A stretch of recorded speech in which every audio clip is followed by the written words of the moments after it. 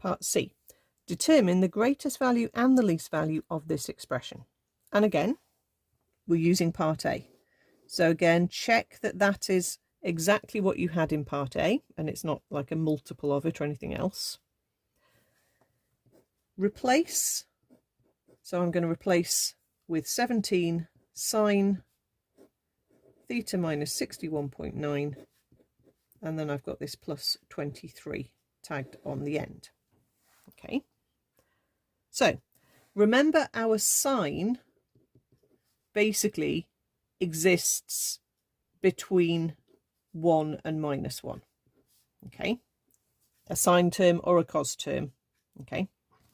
So this particular bit basically varies between minus 1 and plus 1.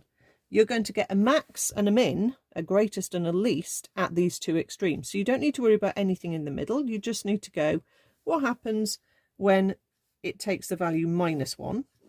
17 times minus 1, add 23.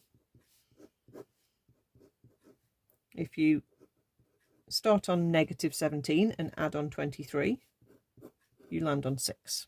So this fraction takes the value 1/6. If you start with it being a plus 1, you're working out 17 add 23 on the denominator, which is going to give you 40. So these are the two extremes of your fraction, because the plus 1 and the minus 1 are the two extremes of your sine term.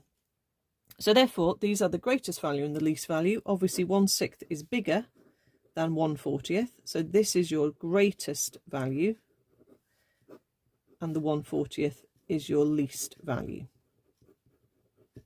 If you are asked at what value of theta does this occur, you would then solve sine of theta minus 61.9 equals 1 or equals minus 1 to find when it happens. So you just shift sine for 1 or shift sine minus 1 and hop the 61.9 across, and then you could find the value of theta when these happen if you're asked for that.